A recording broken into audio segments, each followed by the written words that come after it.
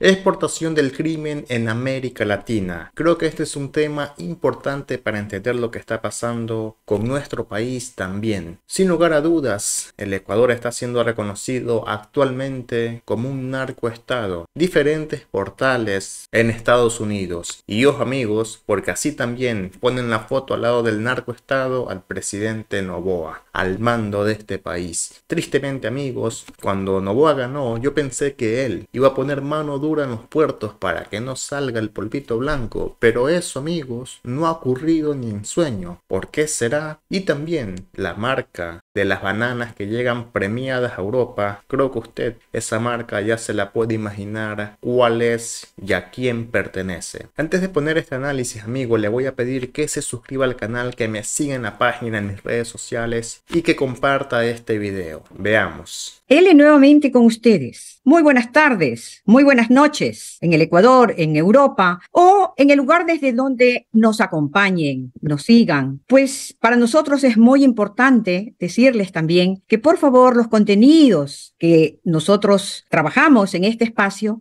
que también sean reproducidos o repartidos, digamos, en sus redes sociales para que así llegue a más personas. Pues nosotros hacemos este trabajo con el afán de combatir un poco el relato o tratar de combatir el relato que nos presentan día a día los medios de comunicación hegemónicos. Bueno, bienvenidos y bienvenidas. Mi nombre es Marta Armijos y me encuentro en Alemania. El Enlace Latinoamericano Europeo tiene hoy el placer de tener en nuestro espacio a un amigo de esta casa, Jorge Paladines, un especialista en el tema que vamos a tratar el día de hoy, la exportación del crimen a propósito del narcotráfico entre América Latina y Europa. Jorge Paladines es profesor de la Universidad Central, investigador sobre política de drogas y derecho penal de la Universidad de Bremen, aquí en Alemania. Es doctorante de esta universidad. Estudia las diferentes formas de criminalidad, la estatal, por ejemplo, como el nacionalsocialismo, la criminalidad de cuello blanco, que es la empresarial, y expresivamente violenta, la mafia y el narcotráfico. Las publicaciones recientes de Jorge Paladines son El derecho penal de Auschwitz, publicado en 2020, y Matar y dejar matar, las masacres carcelarias y la desestructuración social del Ecuador, 2023, entre otros. Él le da la más cordial bienvenida a Jorge, recordándole que tiene unos 30 minutos para su ponencia y que luego en este espacio o quizás en Facebook Live surgirán preguntas y entonces tendremos unos 30 minutos también para abrir el conversatorio. La palabra es tuya, estimado Jorge. Muchas gracias, querida Marta, queridas y queridos compañeros del Enlace Latinoamericano Europeo, de nuestra América, de nuestra Latinoamérica, nuestra América India, de la que siempre tenemos que recordar nuestros orígenes, de la que nos palpita el corazón cada vez que se hace mención, sobre todo en este lado del planeta que ahora está comenzando el invierno, un invierno que cala los huesos, que no es del calor tropical de nuestro querido Ecuador. Bien, el tema que voy a tratar brevemente esta tarde-noche tiene que ver con una de las preocupaciones más importantes de Europa, pero no así, también de América Latina. Tiene que ver con el narcotráfico y ese posible diálogo que hay en términos de criminalidad entre Europa y América Latina. Y para esto quisiera brevemente hacer un pasaje sobre un hecho que ocurrió el 13 de septiembre del año 2018. Tiene que ver con un sepelio de un joven de 36 años que recibió algunos impactos de bala en un barrio conocido de Berlín, Neukölln. Nadal Remo se llamaba este joven, Nidal.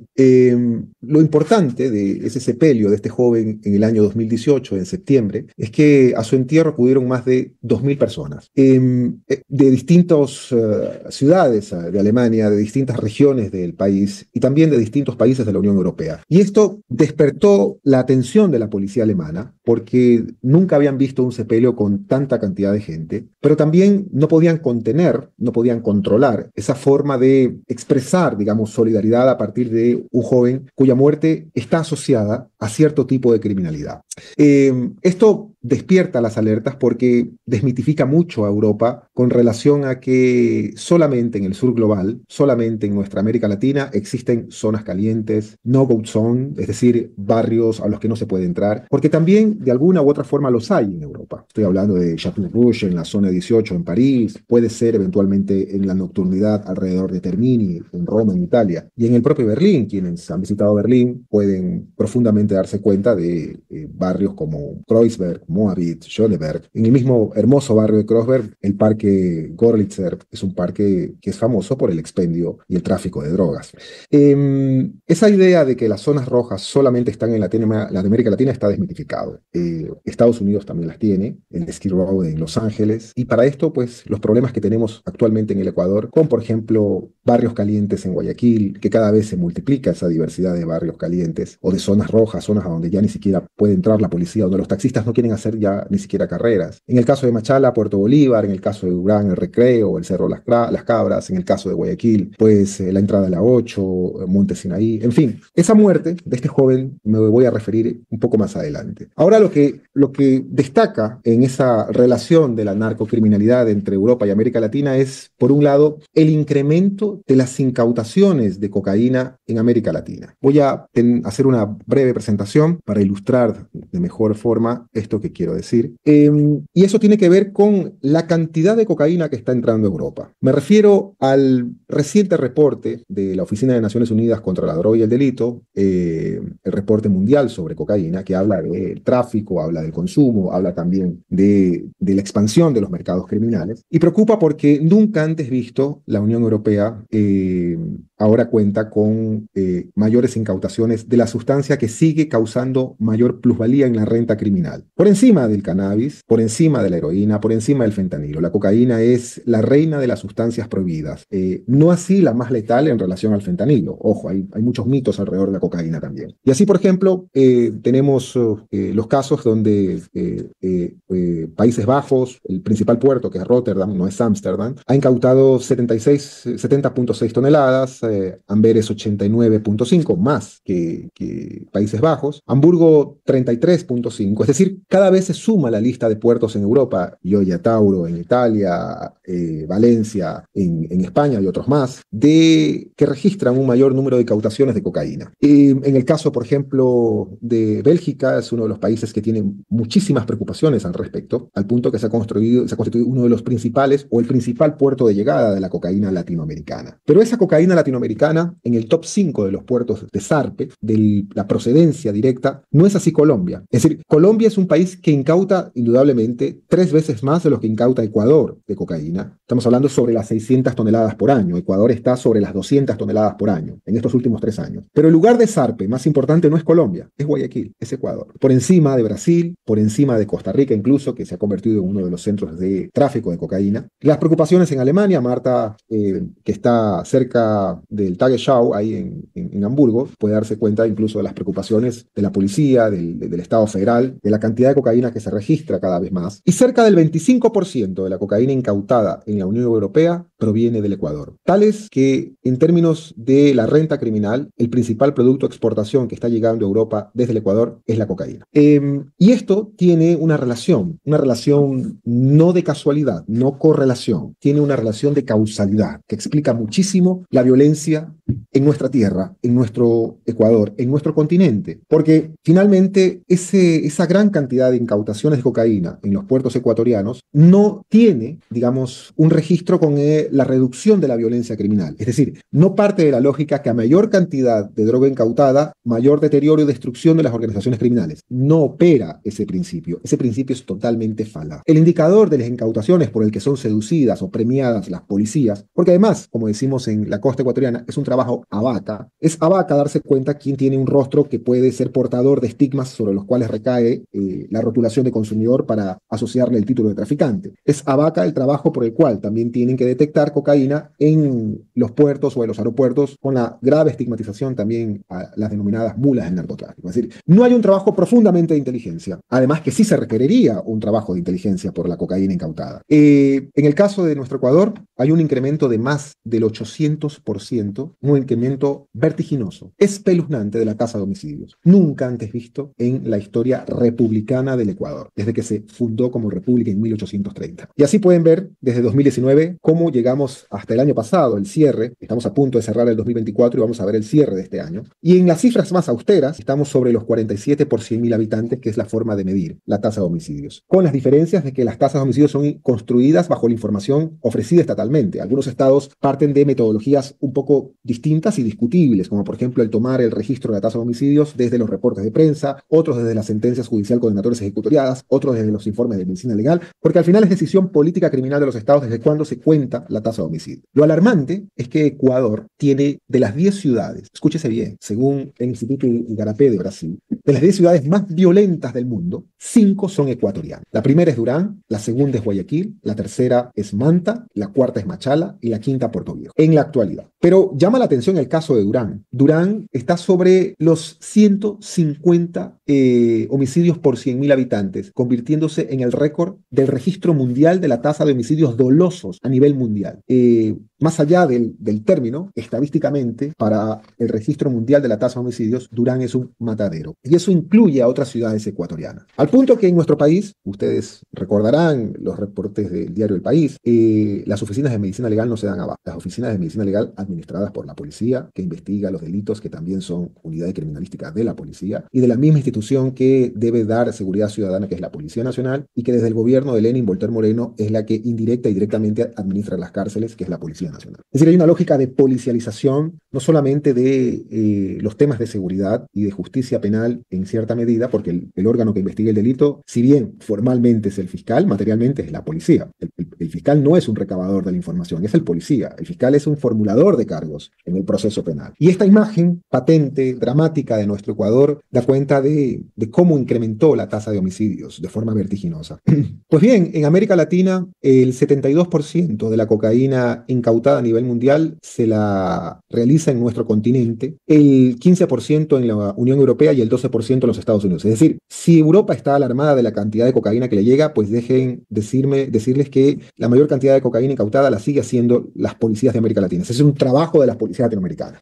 Y el registro de la cocaína que llega a Europa es lo cierto, lo que cuentan las incautaciones de la policía de Países Bajos, de la policía de Alemania y de la policía en este caso, Bélgica. No así la cantidad, la cifra gris de la cocaína que está en el mercado. Es decir, es simplemente, ni siquiera puede llamarse una muestra representativa, es simplemente un indicador. La cantidad es mayor. Por lo tanto, aquí se aplica la lógica de a mayor cantidad de cocaína incautada, mayor tráfico de cocaína. Tiene que ver mucho con el incremento de los cultivos. Colombia ha incrementado las zonas de superficie de cultivos de coca en un 61% en los últimos 5 años. 61% en Colombia.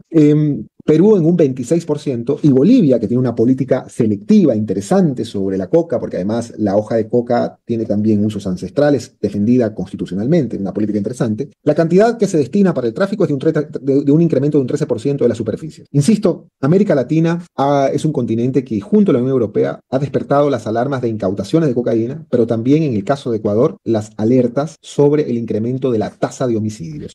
Al punto que el famoso diario satírico, la revista satírica, francesa, Charlie Hebdo, hizo un reportaje especial sobre Ecuador, enfocándola con los puntos de salida, Durán, el papel de Fito, y eso tiene que ver con las definiciones. Aquí hay que tener mucho cuidado con las definiciones. Desde el norte global, desde Europa, desde Estados Unidos, se ha construido la idea de que la criminalidad es un fenómeno originario del sur global, es decir, que del río Bravo hacia abajo, el sur global es exportador de violencia, de precariedad y de corrupción. Y esto, incluso en el caso de, por ejemplo, las definiciones del norte global, ha llamado la atención de los 3 principales alcaldes de las ciudades aludidas y mencionadas hace un momento, en términos de que visitaron en febrero de este año Ecuador para darse cuenta del lugar desde donde se origina el problema, supuestamente. Estoy hablando de la visita del alcalde de Hamburgo, del alcalde de Amberes y del alcalde de Rotterdam. Pero esa definición es una definición que también se construye bajo lógicas arbitrarias,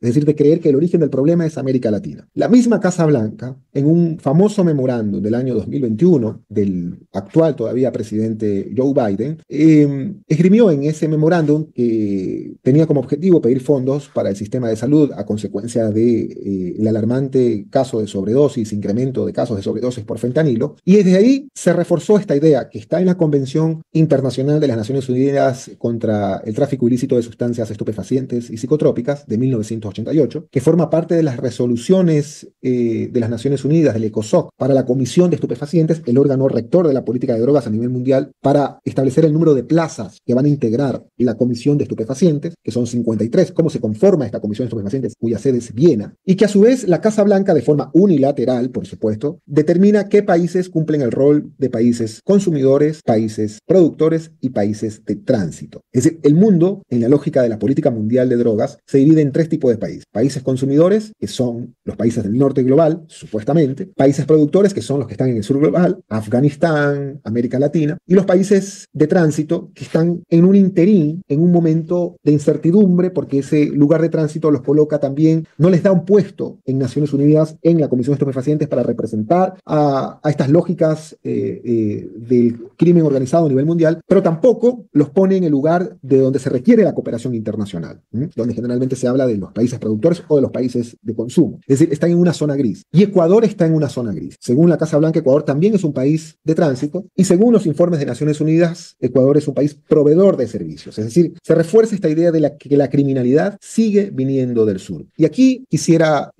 avanzar con la segunda parte de esta breve charla, esta breve exposición que espero sea charla, que tiene que ver con el título, esto de exportar o exportando el crimen, que no quiero con ello subrayar esta idea ni reforzar la idea de que el crimen viene del sur, no, sino por el contrario, de que en las causalidades, en las correlaciones, para ponerle un término más neutral, de lo que está sucediendo en América Latina, de lo que está sucediendo en Colombia, de lo que está sucediendo en Ecuador con respecto al tráfico de drogas, mucho tiene que ver formas especiales de criminalidad que se han desarrollado en la Unión Europea. Es decir, no es que América Latina es productora de criminalidad, sino que hoy en día América Latina también es receptora de criminalidad, y la Unión Europea es responsable de esa forma de, digamos, no contención o no suficiente contención de esa criminalidad. Y ahí me conecto con este entierro de Nidal Remo en Berlín el 13 de septiembre del año 2018, donde se dieron cuenta la policía alemana de una forma muy particular de criminalidad. Y es que hay tres preocupaciones para la Unión Europea en términos de crimen organizado. La primera gran preocupación, o una de las primeras preocupaciones, es el fundamentalismo islámico que puede desencadenar en acciones terroristas. La segunda preocupación, no en todos los países de la Unión Europea, es el extremismo político, entre ellos el extremismo de derecha, racista, antiinmigrante.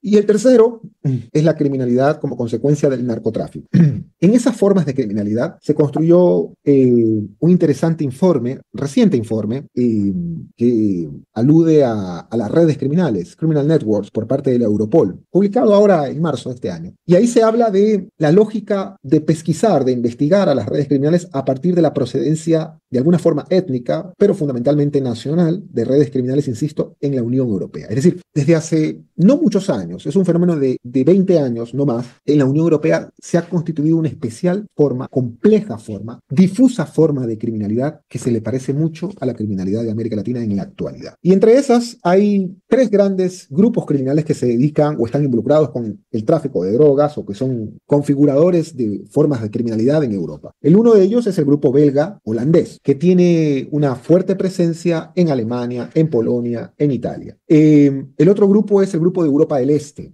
Es un grupo que ha sido de alguna medida desplazado, ha incidido mucho en esto también, la guerra en Ucrania, tenía mucho que ver con las lógicas, por ejemplo, de la así denominada mafia rusa. El otro grupo es el grupo del Mediterráneo, de Italia concretamente, y tiene que ver con las cuatro formas de organizaciones mafiosas históricamente. Como ustedes saben, la mafia es todo un objeto de investigación sociológica, política. En algún momento la mafia era organización de defensa de los campesinos, pero las cuatro formas de organización mafiosa de Italia, la 'ndrangheta, tranqueta, como como se dice en el dialecto de San Luca, de la Calabria, la Camorra en Campania, Sacra Corona Unita en Puglia, o Apuglia, como se le dice aquí en Alemania, y por supuesto la Cosa Nostra en la Sicilia, que son poderosas organizaciones criminales que no son parte de un relato pasado, sino todavía de un relato presente. Y la cuarta forma de organización, que si bien se puede denominar europea, es no comunitaria, sino europea, que es la criminalidad de los Balcanes, que es la criminalidad que comparte algunas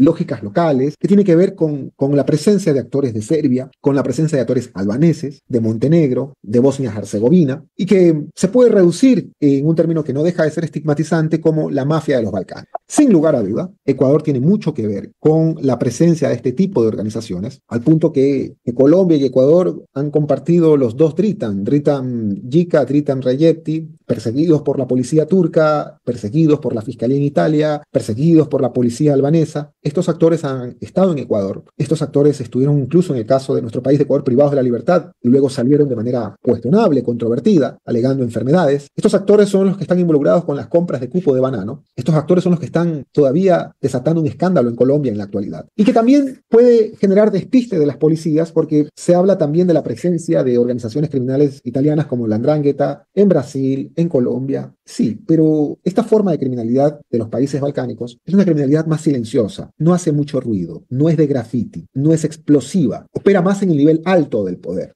Recordemos con los famosos casos de compra de cupos de banano y el caso León de Troya, que es de conocimiento, al menos el caso y los elementos más importantes por parte de algunos medios de comunicación del Ecuador. Todas estas formas de criminalidad, si bien se pueden aglutinar, grosso modo, pero lo que centralmente preocupa es una forma de criminalidad que es el método de cómo operan, que es el método de los clanes, lo que se denomina en alemán como clan criminalitario, es decir, criminalidad por clanes. Para esto vale decir que ¿qué es un clan, no?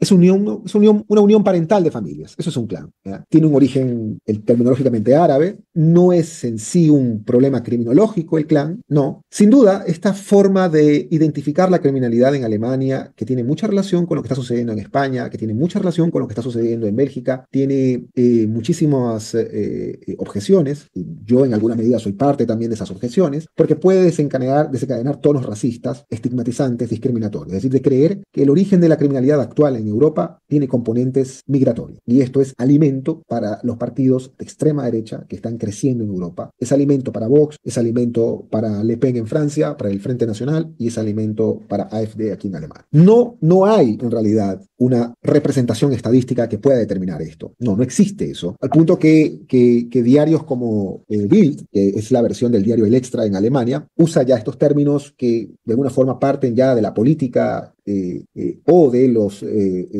pasillos de la política, que es la criminalidad extranjera, donde se alude también al migrante como parte de un componente no de criminalidad común, sino de criminalidad organizada. Pero haciendo esas salvedades, discrepando con los autores que han escrito sobre el clan, la criminalidad por clanes, y sumándome a las líneas críticas como la de un querido colega, profesor de la Universidad de Frankfurt, Tobias Singelstein, vale hacer unos matices interesantes también de esta forma de criminalidad. Y una de ellas es que esta forma de criminalidad tiene una característica, primero, que es endogámica, segundo, es patriarcal, tercero, comparte ciertos códigos de honor, y en algún momento se investiga también, por ejemplo, las muertes de honor, los matrimonios, y cuando la muerte se considera una forma de resolver conflictos, es decir, el asesinato para este tipo de organizaciones. La salida, el no acatamiento del ordenamiento jurídico, de las reglas del Estado, de Derecho, es decir, y finalmente hay una tendencia hacia la ostentación, hacia la exhibición de la riqueza, hacia la fastuosidad. En el caso de la característica de organizaciones endogámicas, por supuesto, es originalmente producto, consecuencia de uniones familiares, o se es miembro por natalicio, por natalidad, eventualmente de las personas que se adhieren a ese tipo de organizaciones. Eso le da sentido de cohesión, pero también de solidaridad y de hermetismo. Es difícil para las policías el poder lograr un testimonio de alguien que sea miembro de estas organizaciones, porque incluso a diferencia de la mafia, que tenían códigos de silencio como la omertad, acá hay códigos de silencio mucho más fuertes, como el del vínculo familiar. Es patriarcal y al ser patriarcal se constituyen en reglas reglas propiamente familiares, de códigos de clanes por fuera del Estado de Derecho. Los miembros deben obedecer esas reglas y esto es aprovechado indudablemente cuando el Estado de alguna forma generó ese tipo de consecuencias al punto de que los miembros de estas organizaciones no tienen nada que perder frente a un eventual procesamiento ante la justicia. ¿Y a qué me refiero? Ustedes saben, en muchos países y en el caso de Alemania se da lo que se denominan como las prestaciones sociales. Una de las características que es denunciada por la policía alemana es que los miembros de estas organizaciones reciben las prestaciones sociales y no quieren salir de las prestaciones sociales porque mucho más dinero reciben por parte de la comisión de delitos, como extorsiones, como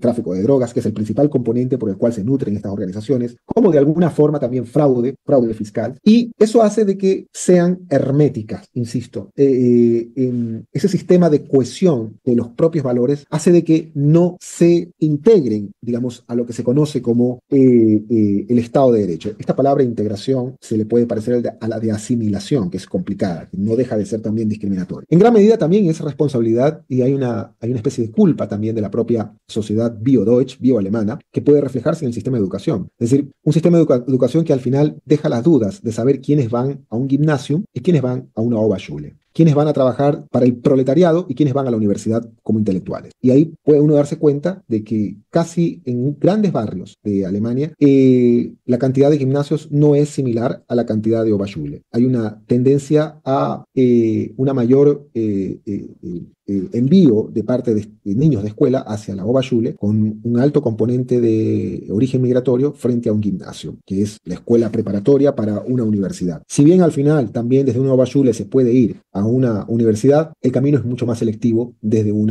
gimnasio, eso no cabe la menor duda. Y con respecto al sentido, por ejemplo, del honor, el silencio, las formas de vínculo interna de estos clanes familiares, el rechazo al orden estatal, al punto que muchos policías son intimidados. Cuando se dio el entierro de Nidal Remo, los policías no sabían qué hacer, estaban intimidados con más de 2.000 personas que estaban en ese sepelio. Y una característica es la ostentación. Jóvenes de 16, 17 años manejando carros de alta gama, Porsche, en una ciudad muy desigual en Alemania como puede ser Hamburgo, y en barrios donde la precariedad puede ser uno de los factores característicos. Cuando la policía ha hecho requisas a estos jóvenes, les preguntan, bueno, ustedes, ¿de dónde viene el carro? ¿De dónde viene el vehículo? De mi padre, y su papá vive de las ayudas sociales también. Bueno, y la gran pregunta es, ¿cómo un carro, un Porsche de alta gama, cómo las joyas, cómo los matrimonios lujosos, cómo la comida en esos matrimonios en una familia que pide ayudas sociales? Insisto, esto tiene sus matices y tiene también su rostro que alimenta los discursos racistas, a los cuales hay que tenerle mucho cuidado. 4 grandes clanes ha logrado detectar la policía alemana. Los clanes, esta forma de criminalidad en Alemania, que se le puede parecer a las formas de criminalidad en España y también en Italia, están en estados como Renania del Norte, Westfalia, están en estados como Baja Sajonia, están en Hamburgo, están en Berlín y en Bremen. Al punto que hay barrios ya que prácticamente se puede decir están o forman parte de esta especie de estereotipo de clanes que de alguna forma construye la policía. Estoy hablando, por ejemplo, del clan Al-Sein en Berlín. Al-Sein, Mohamed Al-Sein, conocido como el presidente. Incluso hay un famoso rap, un rap de Marteria, que se llama El Presidente, que si bien no está dedicado directamente a Al-Sein, uno puede hacer, digamos, una cierta asociación. El otro clan es el clan Remo, también en Berlín, el clan de Nidal Remo, el clan Abu Shaker, también, muy famoso, y el clan Miri, por ejemplo, en algunas ciudades como Bremen. La característica es que estos clanes están vinculados con incluso robos espectaculares, ¿no? Robos de museos, de monedas de oro valoradas en más de 2 millones de euros, robos a hoteles, a centros comerciales, es decir, cosas que uno creería solo se ven en película, pero sucede también aquí en Alemania. Sin embargo, la principal fuente de financiación de estas organizaciones criminales es el narcotráfico, donde se produce una especie también de sistema de castas en la división criminal del trabajo. Al ser organizaciones profundamente herméticas, donde ni siquiera ha podido lograr entrar el poder judicial, en el tráfico de drogas, las personas que expenden sustancias no son así las de las esferas de los clanes, sino refugiados, inmigrantes, que son abusados también por estas organizaciones criminales y que se saben pueden convertirse en piezas fungibles. Un gran componente de ellos de África subsahariana. Esta forma de clanes o de criminalidad es una forma que no solo puede estar vinculada a familias que se convirtieron o desde hace 20 años aproximadamente están vinculadas a actividades criminales y que tienen origen fundamentalmente en el mundo árabe, según la policía alemana, origen kurdo. Estamos hablando de el origen malamí. Antropológicamente, la historia del Kurdistán es muy interesante porque hay muchos países, al igual que Palestina, no son estados, no han sido estados reconocidos, y hay un éxodo de la diáspora kurda en Turquía, en el Líbano, por ejemplo. Por lo tanto, también se da una especie de negación del origen migratorio. Entonces, hay muchos libaneses que tienen origen kurdo, pero que no se reconocen como kurdos, sino como libaneses. Una diáspora también libanesa kurda, esto es como el jugo de tamarindo que sabe a limón, pero es de Jamaica, de Chavo del Ocho. Una forma de esta diáspora libanesa fue a parar a Barranquilla y otra a Guayaquil, muchos años. En el fondo tienen origen migratorio kurdo. Y ahí es donde la policía alemana ha enfocado, digamos, el origen de esta forma especial de criminalidad que, si bien característicamente está asociada al caso alemán y puede tener vínculos en Países Bajos y en países como España, es una misma estructura, es una misma forma de criminalidad que es desarrollada en los países balcánicos. Es decir, la mafia balcánica o la mafia albanesa comparte la misma lógica de clanes, por eso es muy difícil detectarla. Por eso se da el principio de divide y reinarás, al punto que es casi invisible, y esa misma forma de criminalidad se traslada, al igual que las pandillas, cuando eran un fenómeno fundamentalmente estadounidense. Las pandillas no eran un fenómeno latinoamericano. Las pandillas se exportaron o se importaron como criminalidad de los Estados Unidos hacia América Latina en los años 80. Esta forma de criminalidad tiene muchos componentes con el comportamiento de organizaciones criminales ecuatorianas, y estoy hablando en el caso concreto de Ecuador, por ejemplo, como organizaciones criminales como los choneros. Los choneros, más allá de la fractura de la gobernanza criminal, más allá de su papel de brokers, de intermediario entre las organizaciones criminales de Colombia con las organizaciones criminales de los Estados Unidos, perdón, de México, es una organización familiar. Tiene mucha característica, tiene mucha similitud con la forma de la criminalidad de clanes. Pero a su vez, la criminalidad de clanes despierta lo que se conoce no como macrocriminalidad, como decía un criminólogo y jurista alemán, sino lo que sostengo de alguna forma es a la inversa, y con esto termino la idea, de microcriminalidad. Es decir, una criminalidad más difusa, más dispersa y menos detectable. Al día de hoy, el Estado ecuatoriano, la policía ecuatoriana, no logra detectar la totalidad de organizaciones criminales que hay en el país. Es decir, el número de las organizaciones criminales identificadas dentro del decreto del presidente entonces Guillermo Lasso y dentro del decreto del presidente Noboa, que concibió como conflicto armado no interno, como conflicto armado no internacional, como conflicto armado interno, la lucha contra el narcotráfico en el Ecuador, enumeró una cantidad de organizaciones criminales, los Fatales, el Cuartel de las Feas, los Choneros, pero siguen habiendo más. Además, una organización como los Lobos se tiene que contar por células. En ciudades como Machala existen los Lobos de Puerto Bolívar, que no son los mismos de la Aurora, que no son los mismos de la Primavera. Es decir, ni siquiera la policía sabe si dentro de cada definición de organizaciones están hablando de la misma, porque operan efectivamente bajo la forma de clanes.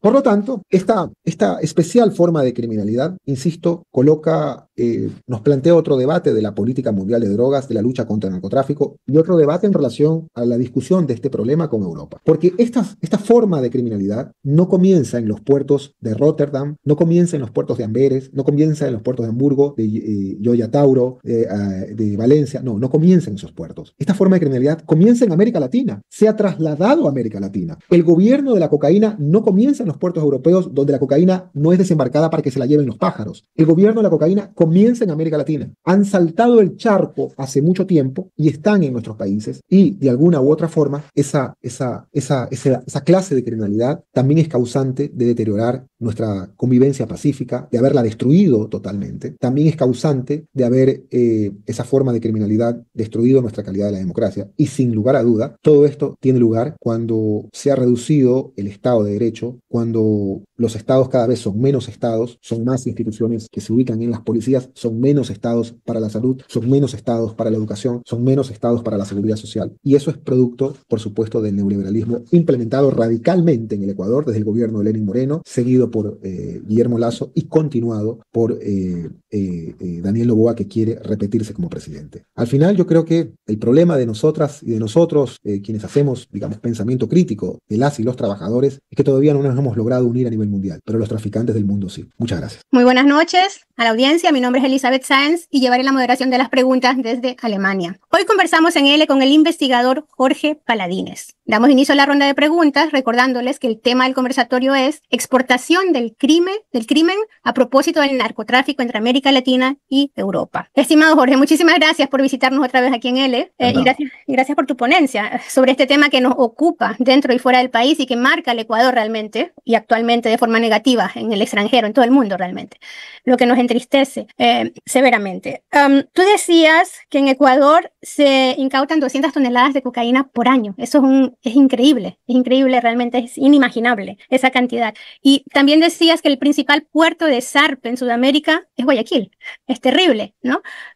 Yo me pregunto, ¿por dónde entra la droga? O sea, porque para que salga tiene que haber entrado, ¿no? ¿Por dónde entra y cómo? Y tengo que hacer también la pregunta, ¿hasta qué punto está involucrado el Estado? ¿Y cuáles serían allí, dentro de ese constructo, que me lo puedo imaginar, pero quisiera que tú nos los expliques, por favor, cuáles serían ahí los clanes que dominan el tráfico y el tránsito dentro de Ecuador? ¿Son esos GDOs, esos grupos de crimen organizado, realmente como los choneros, decías tú, ¿no? ¿Son ellos? Bien, hay un momento en el Ecuador que pasó desapercibido, lamentablemente, que yo considero no es la causa, pero sí el epicentro de la actual violencia en Ecuador. El epicentro fueron y siguen siendo las masacres carcelarias. Nadie le prestó atención cuando le cortaron la cabeza al cubano en el año 2018 durante el gobierno de Lenin Voltaire Moreno, cuando las personas privadas de la libertad jugaban fútbol con la cabeza del cubano, el líder de la banda de los cubanos. Y luego vinieron en cascada masacres con 60, 80, 120 personas descuartizadas con signos de extrema violencia. Bajo el relato del entonces presidente banquero Guillermo Lasso, decía, es un problema entre criminales, no va a pasar, es un tema casi de lo que no tiene que preocuparse la ciudadanía. En realidad, no es cierto que las cárceles son un reflejo de la sociedad. No, es al revés. Lo que ocurrió en Ecuador es que la sociedad se convirtió en un reflejo de lo que pasa en las cárceles. Y hoy, los signos de extrema violencia, personas descuartizadas, desmembradas, personas que son decapitadas, lagunas con cadáveres, morgues que ya no se dan capacidad ni se dan abasto, son características del Ecuador. ¿En qué momento nos convertimos en eso? Bueno, el epicentro estuvo en las cárceles y esa violencia se ha exportado de tal modo que ni siquiera puedo decir, a pesar que el conversatorio sobre el narcotráfico es el problema actual del Ecuador. Tiene que ver con la causalidad criminológica. El problema actual en el Ecuador son las extorsiones. No hay lugar casi en la costa ecuatoriana donde las organizaciones criminales no cobren la vacuna, la renta, el alquiler, el piso. Las provincias todas de la costa están casi tomadas por estas organizaciones criminales. Y aquí hay un efecto interesante con relación a tu pregunta. Esta forma de criminalidad que se origina en el narcotráfico en Ecuador, pero que desemboca en una criminalidad tan letal como las extorsiones, tiene un origen, por supuesto, con el incremento del consumo, tiene un origen, por supuesto, ese incremento del consumo con el incremento de los cultivos en Colombia. La cocaína viene de Colombia, la cocaína ecuatoriana que sale por los puertos de Guayaquil, por los puertos de Manabí, por los puertos del Oro, es cocaína que viene de Colombia, que pasa por la frontera, que supuestamente debe tener control de las Fuerzas Armadas, porque si algo se logró con los acuerdos de paz del entonces nefasto expresidente Yamil Mahaguad, es que lo que hizo es la estrategia de esos acuerdos de paz fue colocarles o cambiar el chip antiperuano a las Fuerzas Armadas del Ecuador para colocarles el chip anti-surrección, anti-rebeldía, anti-delincuencia organizada de Colombia. Y se movilizaron a Colombia. Por lo tanto, hubo mayor control. Pero es en las narices de ese control y en las narices de la cantidad de controles de la policía donde la cocaína llega a puertos como Guayaquil. Es decir, pasa a provincias como el Carchi, Imbabura, Pichincha, Tungurahua o Bolívar, Cotopaxi, Los Ríos y llega a Guayas. Pasa muchísimas provincias. Si una persona quiere traer un televisor de Colombia y pasarlo en el carro sin pagar impuestos, no llega ni siquiera a Ibarra porque se lo van a decomisar. Y no estoy hablando de 10 o 20 gramos de cocaína, estoy hablando de toneladas. Por lo tanto, aquí hay la gran pregunta de si esto tiene que ver también con connivencia, con complicidad de parte de funcionarios públicos. Y esa connivencia o complicidad no solo está relacionado con el dejar pasar la cocaína, sino también el dejar pasar las armas dentro de las cárceles. Las armas no entran caminando, sino también con el dejar que se maten, porque los relatos de las masacres son jornadas de terror, no son 5 minutos, son horas. Una de las masacres, justo la que ocurrió hace un año, en noviembre de hace un año, en la penitenciaría de Litoral en Guayaquil, donde murieron más de 120 privados de la libertad, entre ellos personas no solo procesadas por delitos relacionados con las drogas, sino también por deudas de alimentos, personas con prisión preventiva, por las huelgas, por no respetar las medidas del coronavirus. Una verdadera carnicería, una masacre de más de de 8 horas. Los familiares le imploraban a la policía que ingresen para detener el curso causal de las masacres y la policía ingresó después a contar los muertos, luego de 8 horas. Entonces, esa pregunta sobre la connivencia es una pregunta muy complicada en lo que tiene que ver a su respuesta, porque cualquier gobierno, sea la izquierda o la derecha, que gane el siguiente año en el Ecuador, tendría que hacerse la pregunta de si va a confiar en un órgano de investigación del delito, en una policía cuyo cuestionamiento cada vez crece al punto de que los medios de comunicación colocan información desde funcionarios policiales involucrados hasta el tráfico de drogas, desde funcionarios policiales involucrados con homicidios y secuestros. Es decir, la credibilidad de la policía cada vez más está en tela de juicio. Y no solamente el caso de la policía ecuatoriana con relación al narcotráfico. Hablemos del caso de hace una semana, de la policía española,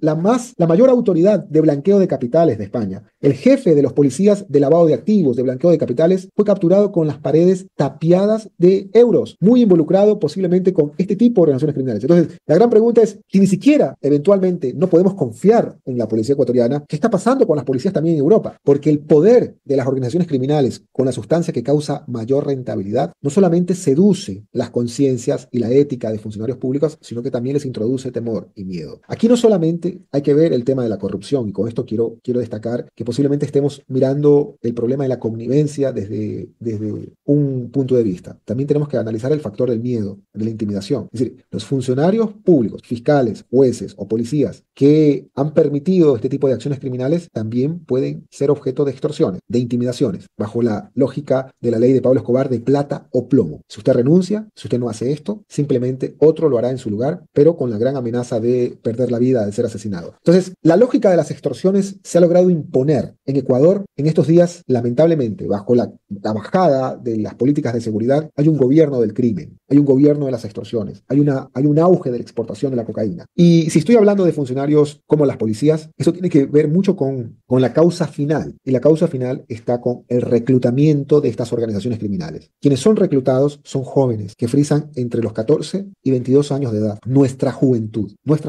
Jóvenes que son reclutados forzosamente incluso, en barrios como El Recreo, en barrios como Puerto Bolívar en Machala, en Monte Sinaí, en la entrada de la 8 en Guayaquil. Es decir, que no tienen otra opción sino que la de militar en una de estas organizaciones criminales, o si no son asesinados ellos o sus miembros de familia. Y eso implica el retiro del Estado. El Estado los ha abandonado. Son jóvenes a los que el Estado ecuatoriano los dejó sin futuro. Y esa forma de Estado que tiene que ser objeto de no solamente estudios criminológicos, sino también en algún momento de replantear las figuras de la Corte Penal Internacional, las figuras delictivas, porque yo creo que desmantelar derechos sociales tiene que ser vista también como crímenes de lesa humanidad. Esa forma de Estado es el Estado neoliberal, pero un neoliberalismo leonil, un neoliberalismo que ni siquiera ha ido avanzando progresivamente, es un neoliberalismo radical. Recordemos que durante la pandemia del coronavirus, durante las semanas del coronavirus, antes y después, el expresidente Lenín Voltaire Moreno despedía médicos, despedía enfermeras, inconcebible. Entonces, en Ecuador, esta forma, insisto, y con esto cierro la idea de criminalidad, ha producido la migración. Pero quiero resaltar aquí algo, no es migración lo que tiene Ecuador en la actualidad, no. Migración en alguna medida es cuando las personas salen por objeto de cambiar las perspectivas, pero fundamentalmente basados en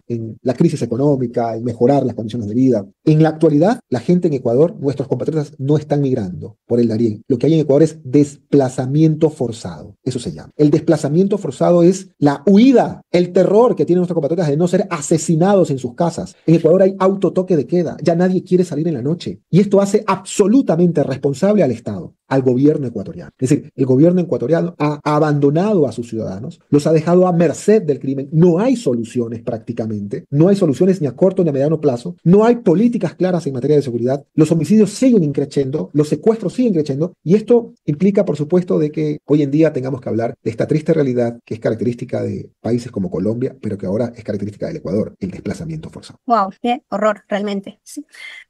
Bueno, tenemos manitos alzadas desde Berlín, Alemania. Perdón que interrumpa, solamente quería decirles que nos están transmitiendo directamente por algunas cuentas de TikTok. Estamos en live en TikTok y hay mucha gente conectada, y por eso agradecemos a Futuro en Movimiento, a Jenny Bush en su cuenta, a Elige Ecuador. Así que hemos llegado a una cantidad muy respetable de personas que están siguiendo han seguido la ponencia y ahora también siguen el conversatorio. Mi pregunta viene después. No, y cierto, la pregunta que hay es si es posible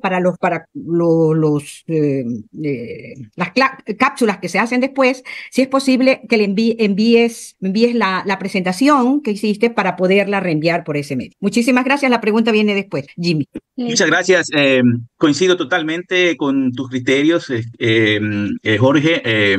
Con lo último que dijiste también sobre la migración, la gente está huyendo, es un desplazamiento poblacional lo que se está produciendo en Ecuador.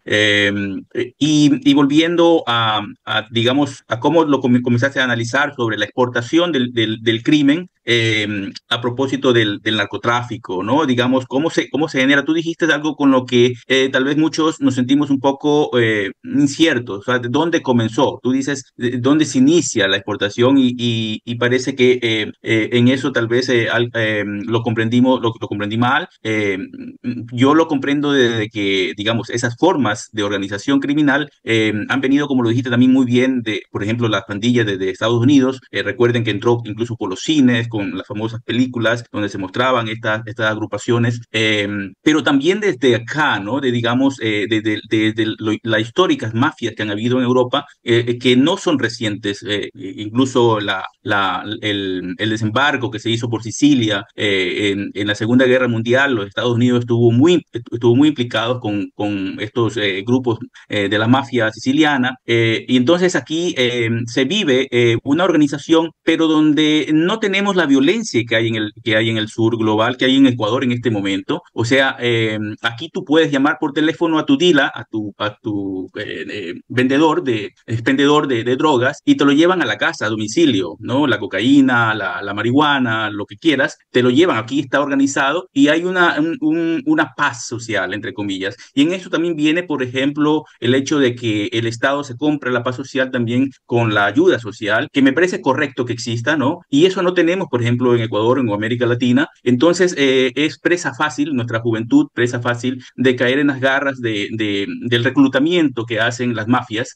porque no tienen ningún sustento económico nuestras juventudes. Y aquí sí lo hay, aunque sea mal utilizado, como también lo mencionaste, por estos grupos, por estos clanes, para desde allí delinquir libremente, ¿no? Digamos, utilizando incluso al Estado o esta ayuda estatales. Eso de allí, y yo quisiera que, digamos, de alguna manera nos vuelvas a repetir para entender mejor si es que digamos, implicaciones de la exportación es originario desde Europa, Estados Unidos, hacia América Latina, o desde América Latina hacia Europa. Recordando también de que cuando en Ecuador se habla de incluso antes de todas estas masacres en las cárceles, recuerden de los ensacados en las periferias de Guayaquil, ya se han mencionado incluso nombres, y que ya eran las primeras, digamos, apariciones o relaciones que se tenían con la mafia albanesa, esos descuartizados que hubieron incluso antes, ¿no?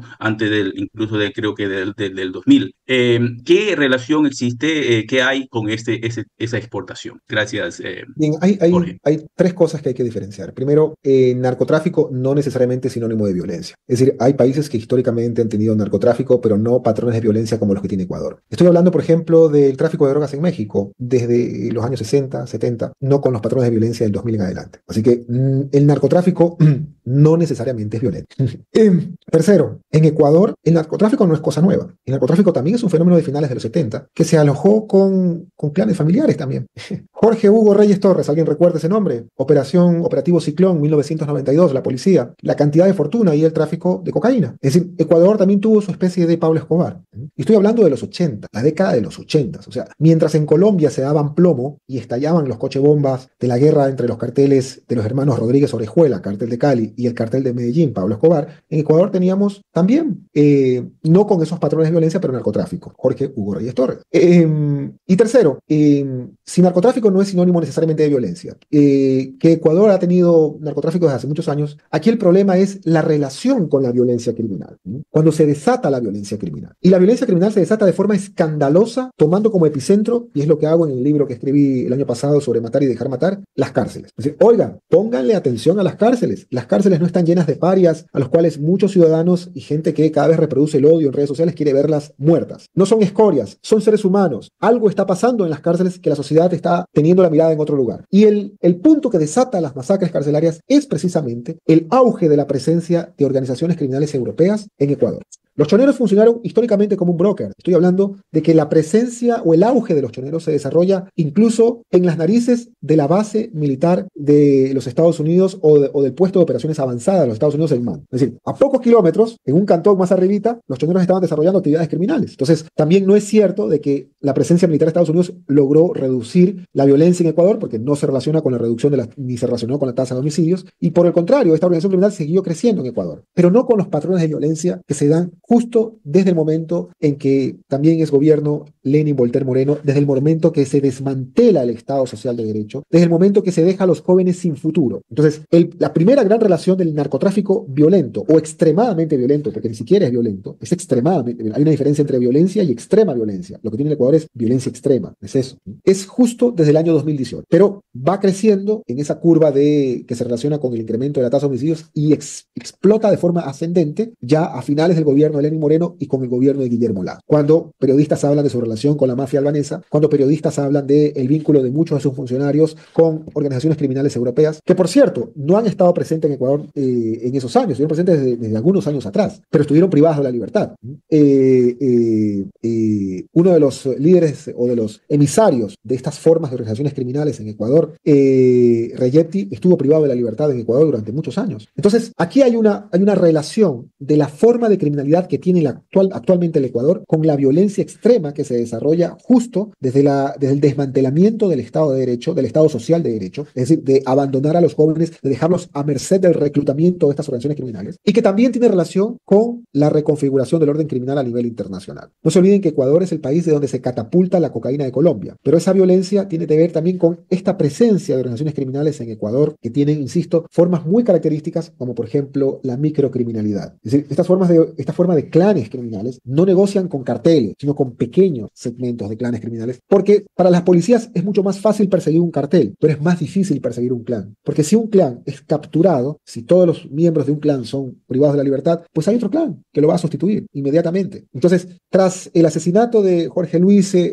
Zambrano Rasquiña, líder de los choneros, se da una diáspora de organizaciones criminales en Ecuador, lo que se conoce como la fragmentación de la gobernanza criminal. Y desde ahí, Chone Killer, los Lobos, los Tiguerones. Entre esto, quiero resaltar que hay un alto componente étnico que también puede ser peligrosamente mal interpretado en la investigación policial, porque lo chonero se vincula con lo caucásico de la costa, con la idea de Montubio. Lo Tiguerón se vincula con lo afrodescendiente, con los barrios de Guayaquil, como el Cristo del Consuelo, con Esmeraldas. Y los Lobos se vincula con lo mestizo. Por ende, hay una mayor expansión de los Lobos a finales del año 2022 en Durán, en la provincia del Oro, en la provincia incluso de Azuay, en la provincia de Pichincha. Pero insisto, esta forma de división étnica, que puede ser meramente una característica nada más, puede ser interpretada de manera discriminatoria y racista por parte de organismos policiales, y de creer que todo lo mestizo, que todo lo afrodescendiente y que todo lo montubio es criminal. Cuidado. En resumen, sí hay un punto de correlación, pero también de correlación en el sentido estadístico, pero también de causalidad en el sentido cuantitativo de la presencia de organizaciones criminales europeas en Ecuador. Hago un matiz.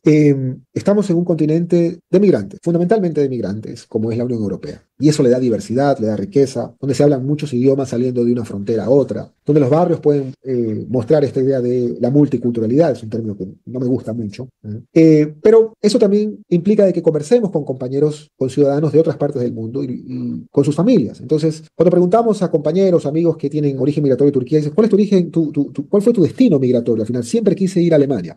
Cuando conversamos con compañeros de la India, ¿cuál es tu origen o tu destino migratorio? Siempre quise ir a Inglaterra. Cuando conversamos con amigos de Argelia, ¿cuál es tu destino migratorio? Siempre quise ir a Francia. Bueno, Argelia fue colonia de Francia, ¿no?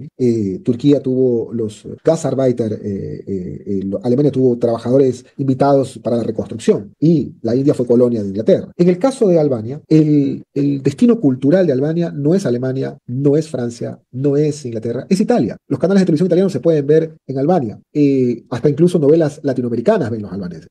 Por lo tanto, hay una facilidad de muchos ciudadanos de Albania de hablar perfectamente italiano, y lo que incluso ha logrado ser detectado por las policías en los aeropuertos como los de España, de Ámsterdam, Schiphol, es a ciudadanos de origen albanese con pasaportes italianos falsificados. Eso implica de que eventualmente muchos miembros de la así denominada La 'Ndrangheta en Colombia y en Ecuador no son La 'Ndrangheta, son de las organizaciones criminales de los Balcanes. Pero muchos policías comen el cuento porque hablan perfectamente italiano y porque este tipo de organizaciones se mimetizan, son de silencio, no hacen mucho ruido, no son de graffiti, son muy inteligentes en ese sentido, ¿no? Entonces, para responder finalmente pues, a tu pregunta, este tercer momento de violencia extremadamente criminal con narcotráfico está íntimamente relacionado con la presencia de este tipo de organizaciones. Gracias, sí. Sí, es interesante, ¿no? También tomar en cuenta los factores, porque tú hablabas de cómo surge todo esto, ¿no? Los factores que favorecen el establecimiento del narcotráfico en un país subdesarrollado como es Ecuador, ¿no? Casi siempre se apunta a la marginalización, a la pobreza, etcétera, pero tiene mucho que ver los factores políticos, sobre todo hablabas del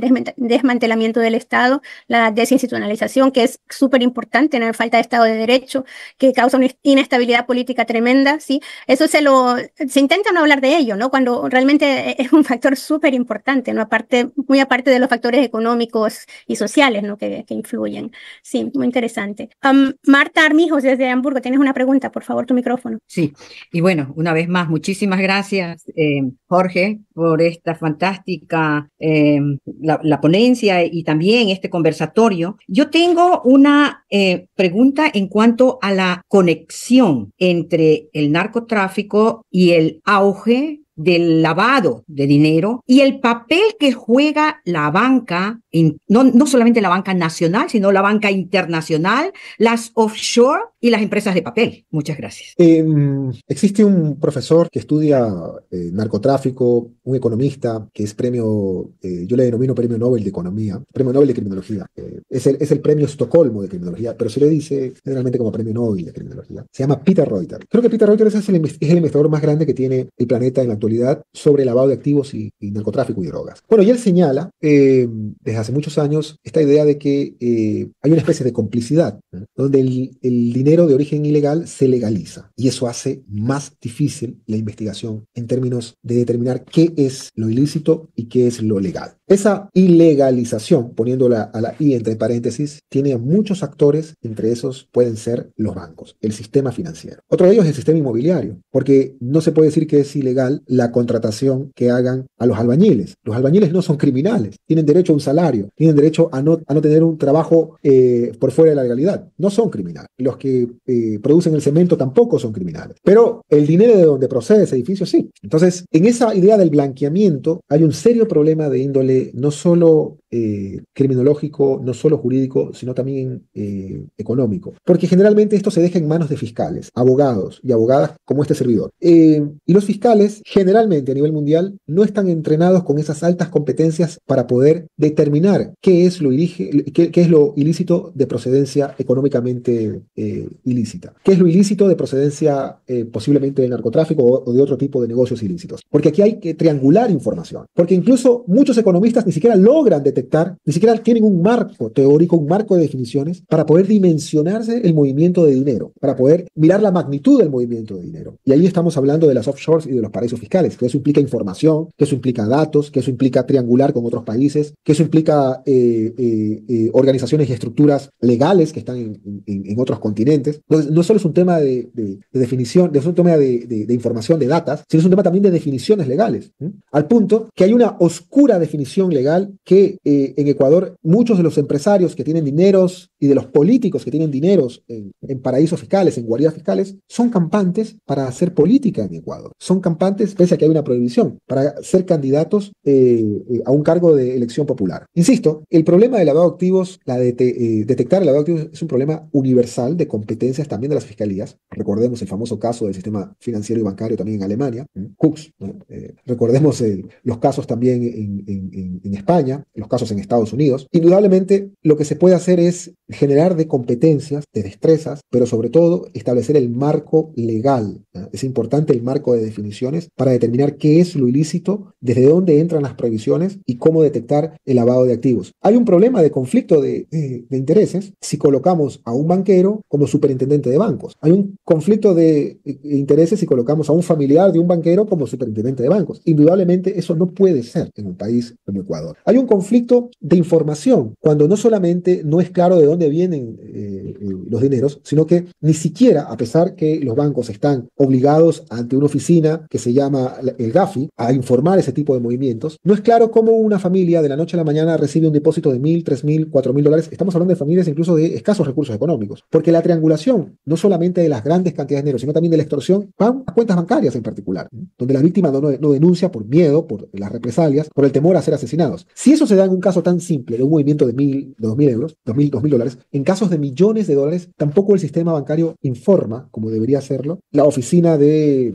análisis financiero, inteligencia financiera, también ha logrado ser incompetente. Recordemos que el puente para ser fiscal general al actual fiscal general del Ecuador fue que antes fue la directora de la Oficina de Lavado de Activos en Ecuador. Es decir, en Ecuador hay un serio problema de información, y además de la información de los cuentavientes, de los tarjetavientes, de los propios bancos, hay un tráfico de la información ciudadana, que a mí me parece importante destacar el caso de la Unión Europea con la protección de datos, algo muy interesante. Pero esa información ciudadana en Ecuador implica de que no se sabe, pero en el día uno recibe 20 o 30 llamadas telefónicas de una compañía para venderle un producto. ¿Quién le da el número de teléfono? ¿Quién le da esa información? El mismo banco lo llama 3, 4, 5 veces para hablar o para seducirle de una tarjeta de crédito. Es decir, el movimiento de cuentas, el movimiento bancario de un ciudadano ni siquiera es respetado por el propio banco. El lavado de activos es uno de los grandes problemas y entramados que desarrolla otro tipo de criminalidades como el testaferrismo, por ejemplo, como el tráfico de influencias. Está relacionado y vinculado, por supuesto, con la financiación de otro tipo de estructuras, como incluso partidos políticos, movimientos políticos. En fin, el blanqueo de capitales está generalmente desarrollado en lo que se conoce como criminalidad de cuello blanco. A tu pregunta sobre si los bancos están en la obligación de reportar estos movimientos, absolutamente, claro, tienen que reportar todos los movimientos. Que no lo han hecho, que un órgano estatal de superintendencia no lo ha hecho, no ha exigido esta información, que un gobierno no ha tomado la determinación, eso es un problema que coloca el debate ya en términos políticos. ¿Qué nos está pasando para no reaccionar? Hay un elemento que quería destacar del comentario que hizo nuestra compañera que nos antecedió en la palabra. Sí, es importante destacar con respecto a los clanes criminales. La migración no es sinónimo de criminalidad, la migración no es sinónimo de delincuencia. De eso quieren aprovecharse partidos políticos de extrema derecha en Europa sin lugar a dudas.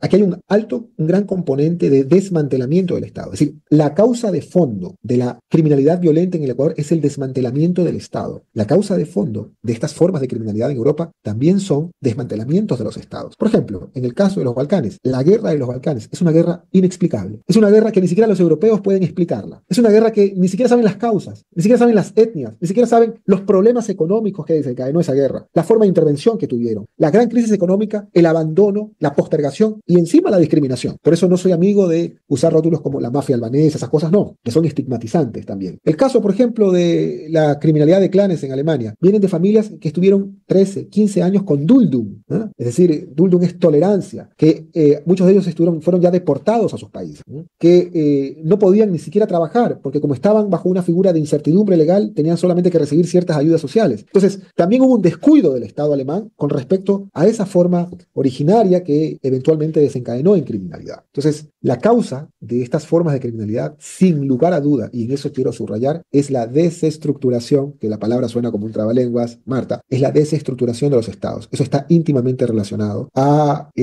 políticas económicas, políticas financieras, a políticas sociales destruidas, desmanteladas. Los jóvenes que son ahora parte, reclutados, muchos de ellos contra su voluntad para los lobos, los tiguerones, los chonequiles, los choneros en Ecuador, son jóvenes a los que el Estado ecuatoriano hace mucho tiempo, sobre todo desde la voraz implementación de políticas neoliberales, Lenín Moreno, Guillermo Lasso, Noboa, a esos jóvenes se los dejó sin futuro. Gracias, Jorge, también por esas paralelas que tú encuentras con Europa, lo que sucede acá en Europa y lo que sucede en nuestro continente, nuestra América, porque realmente es así, ¿no? Aquí también se cometen muchos errores, ¿sí?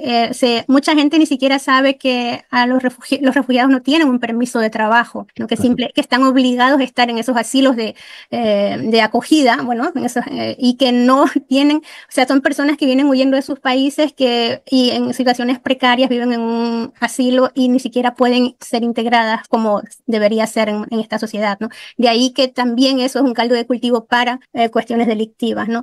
Me encantan esas paralelas que haces con Europa y América, en todo caso. Tenemos aquí una pregunta de María, que nos llega y nos dice, bueno, primero te saluda y agradece por estar aquí. Luego dice, bueno, el problema de las drogas, que este cáncer que es las drogas, ya lo han tenido en el pasado también las grandes potencias, ¿no? Hay que acordarse, por ejemplo, de la guerra del opio en la China en el siglo XIX. Y hablando de eso, ella dice, pues, China necesitó un siglo para recuperar su Estado de Derecho. ¿Qué margen de tiempo tendría Ecuador para hacerlo? A ver, el origen de las guerras del opio es un origen comercial. Paradójicamente, es decir, de forma contradictoria, la política mundial de drogas surge a partir de una convención que es la Convención Internacional contra el Opio de 1912. Esa convención fue redactada por medio de seminarios, de conferencias en Shanghái, muchos años antes. Es decir, la causa fueron las dos guerras del opio. Entre esas guerras del opio, China perdió uno de sus principales puertos como Hong Kong, que paulatinamente lo está recuperando. Ahora, el origen de esas guerras no fue la prohibición de drogas, sino todo lo contrario. El origen de esas guerras fue porque Inglaterra le impuso a China que le compre opio, porque como no podía más que ofrecer, quería venderle seda. ¿Qué mejor seda que la china a la inglesa? Quería venderle tinta. ¿Qué mejor tinta que la china a la inglesa? No tiene nada que ofrecer Inglaterra a la China, y se les ocurrió la brillante idea de usar la Compañía de las Indias Orientales, es decir, establecida en la India, para inundar de opio a la China, obligar a la dinastía Duan a comprar opio y drogar a su población. Es decir, la reina de Inglaterra drogó a un país entero. Y fueron los gobiernos de China, el emperador de China, quien dijo, no puedo sostener esta situación, yo no le voy a comprar más esta sustancia que está matando, tiene un serio problema de salud pública a mi población. Así que voy a establecer una política para impedir el comercio y para meter presos también a los comerciantes. Ese fue el origen de la guerra del opio. Cuando esos migrantes, esa pobreza que desencadenó las guerras del opio, se trasladó a Estados Unidos, la respuesta de Estados Unidos fue el racismo. Hubo 2, 3 leyes racistas contra chinos, contra los fumadores chinos en Estados Unidos. Es decir, asociaron la idea de chinos, ciudadanos chinos, con consumidores de opio. Se hacían carteles, caricaturas de ciudadanos chinos con el consumo de opio. Y es que Estados Unidos a partir de ahí desarrolló este gran movimiento antiprohibicionista, en gran medida alimentado por movimientos evangelicales de los Estados Unidos, religiosos. Ojo que evangelical no es lo mismo que protestante, va mucho más allá, ¿no? Movimientos, y lo digo con todo respeto a las religiones, pero movimientos evangelicales que estaban muy o íntimamente relacionados con la prohibición del alcohol. Y dentro de esos movimientos, no solo evangelicales, estaba el Ku Klux Klan. Uno de los líderes del Ku Klux Klan, un borracho empedernido, estuvo a favor de la prohibición del alcohol. Paradójico, ¿no? Se dan estas cosas. Pero ¿cuánto le costó a China salir de eso? Recordemos que China, es interesante porque existe justo un libro aquí en Alemania donde se menciona la guerra del opio como el motor que impulsó a China a ser potencia. Pero yo recuerdo mi infancia, hace pocos años nomás, los años 80, y recuerdo en los años 80 una China empobrecida, una China llena de migrantes que estaban en restaurantes en Perú, en Colombia, en Ecuador. Es un país muy pobre, de producción de juguetes de mala calidad. Entonces yo recuerdo incluso que, bueno, mis papás fueron siempre docentes, profesores, pero tampoco les alcanzaba el dinero, y decían, vamos a comprar los juguetes chinos, el juguete para pobre, porque los juguetes americanos eran para otros segmentos de la sociedad. Entonces, debo decir que fui un usuario, un consumidor de juguetes chinos. Pero esa década de los 80, recuerdo yo que la potencia del mundo era Japón, no la China, era Japón. Así que el desarrollo de China, la potenciación económica, geopolítica de la China, es un tema que tiene que verse en no más de 25 años atrás. En no más de 25 años atrás. El incremento acelerado de la economía china es un tema que le causa terror a los grupos empresariales estadounidenses, porque lo que les ha costado a ellos algunas décadas, a China no más de 2,5. Entonces, tiene mucho que ver esto con el carácter, insisto, de cómo de forma nacional, también local, han tenido el sentido de progreso la China. En esa pregunta se mencionó sobre el Estado de Derecho. El concepto de Estado de Derecho en China es totalmente distinto al que creemos en Europa, ¿no? Si en Europa dentro del concepto de Estado de Derecho está la libertad individual, la protección de datos, China tiene otro concepto al respecto, ¿no?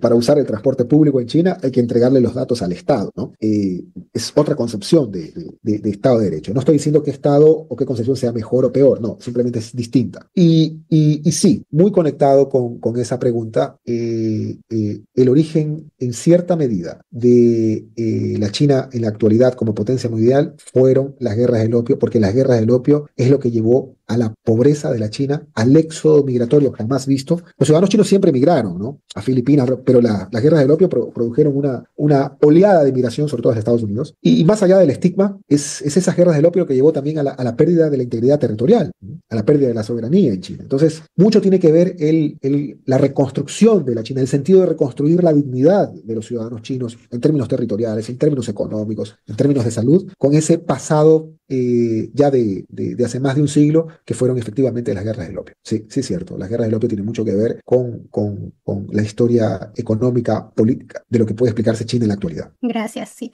Bueno, me gustaría antes de cerrar y antes de pedirte a ti un mensaje final para nosotros y para nuestra audiencia, preguntarte acerca del libro que nos hablaste, Matar y dejar matar, así se llama, ese es el título, ¿sí?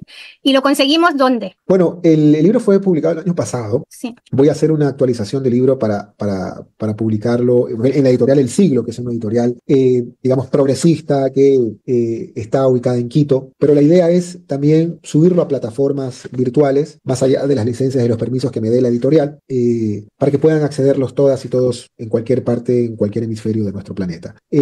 Más allá, insisto, de que estoy planteando una segunda edición, pero en pocos meses tendré concluido un libro sobre la extorsión. Estoy hablando sobre la extorsión. Adelanto esa primicia. Estoy planteando la extorsión como problema jurídico, pero también criminológico, haciendo comparación también de los casos en Italia, en Alemania, y como el problema a lo que nos ha llevado de forma multicriminal el narcotráfico en Ecuador. O sea, al punto que si creemos que el narcotráfico se mide a través de incautaciones y es el principal problema en Ecuador, pues déjeme decirle que el problema actual en Ecuador son las extorsiones y se mide a partir de la tasa de homicidios. Lo uno tiene relación con lo otro, sí, pero lo que lamentablemente no está en las preocupaciones del Estado, en las preocupaciones del gobierno, es eliminar, reducir al menos significativamente las extorsiones y con eso reducir la tasa de homicidios. Al punto que quizá tengo que, lamentablemente, parafrasear a un expresidente de Colombia, si mal no recuerdo era Julio César Turbay, cuando le preguntaban sobre la corrupción, y él decía, hay que reducir la corrupción a sus justas proporciones. Quizás en este momento, con respecto al narcotráfico, es que hay que llevarlo al narcotráfico a sus justas proporciones. ¿Y por qué digo a sus justas proporciones? Porque la solución está, desde mi punto de vista, en la regulación del mercado. Mientras el mercado de las drogas mantenga el paradigma de la prohibición, va a haber narcotráfico.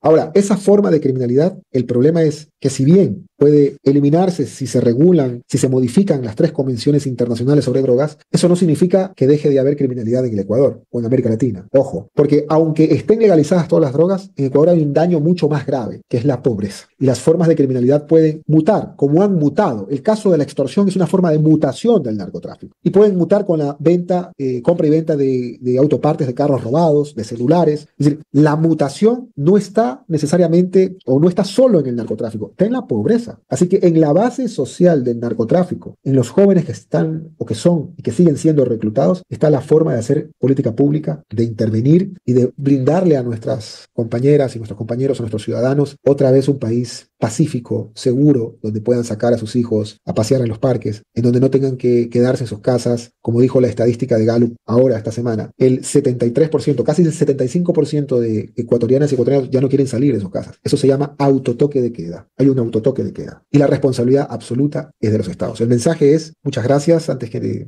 todo, por la invitación. Me da un gusto enorme conversar en este espacio de compañeras y de compañeros del Ecuador, incluso de otras nacionalidades. Y el mensaje es doble, porque en primer lugar quiero decirles a los compañeros y compañeras que están en América Latina que muchas veces creen que el hecho de estar en Europa es encontrarse con un familiar rico que cada vez que llega el 25 de diciembre lo va a esperar con una tanda de regalos como Papá Noel. Hay que decirles a América Latina que la inmensa mayoría de migrantes aquí en Estados Unidos se parten el lomo. Son proletarios, son gente que trabaja de sol a sol, son mujeres que limpian con desinfectantes y que muy probablemente terminen con enfermedades como cáncer. Son muchas personas que cargan, que hacen trabajos de carga, ¿no? Que terminan con la espalda molida. Así que esos regalos, esos juguetitos que vienen de Europa, América Latina en estas fechas, recíbanlos con el mayor de los gustos, porque hay un triple esfuerzo de esos padres, de esos familiares, que son los proletarios de este país. Y la mejor forma de verlos es subirse a un bus o a un tren a las 10 de la noche en París, en Roma, en Madrid, en Berlín, y verle la cara a la migración, la cara de proletario, de un trabajador molido durante el día. Y la segunda es que el mensaje también es para nuestros compañeros y compañeras de aquí en Europa y sobre todo en América Latina, de una fecha que se aproxima, que son las elecciones. El problema en estos momentos es político. No es fácil. Requiere programas de política criminal, el cambiar el estado de cosas, el reducir la violencia criminal, pero eso solo se hace en el marco de un gobierno que se proponga cambiar la política económica. Mientras se mantenga el mismo hilo conductista de la política económica neoliberal de desmantelar al Estado, más jóvenes van a ser reclutados por organizaciones criminales, ergo violencia criminal se va a aumentar. Así que la política económica es el nervus rerum, el tendón de poder cambiar el estado de cosas terrible en el Ecuador. Y lo digo porque nuestras familias están allá, lo digo porque nuestras hermanas, nuestros hermanos, nuestros sobrinos, nuestros primos, nuestros hijos están allá. Así que indudablemente eso nos quita el sueño. Las noticias no son agradables del Ecuador. No sé cómo podemos seguir manteniendo un estado político donde el crimen es el que gobierna. La única forma de cambiarlo es políticamente el siguiente año. Muchísimas gracias. Nosotros agradecemos a nuestro invitado, Jorge Paladines, por compartir su tiempo y sus perspectivas con nosotros. Somos el Enlace Latinoamericano Europeo, que es un proyecto creado por ecuatorianos y ecuatorianas migrantes y colaboradores de Ecuador y de Europa. Nuestro objetivo es construir juntos un espacio de integración en lo político, en lo social y en lo cultural, de manera participativa y consensuada. También agradecemos el apoyo de todos los voluntarios y su generosidad, y por supuesto a la audiencia presente en este conversatorio en todas las redes sociales. Les invitamos a seguirnos en redes y a formar parte de nuestra familia. Hasta la próxima. Adiós. Gracias. Y de momento, amigos, esto ha sido todo. Recuerde que más tarde saldrá más información. Nos vemos.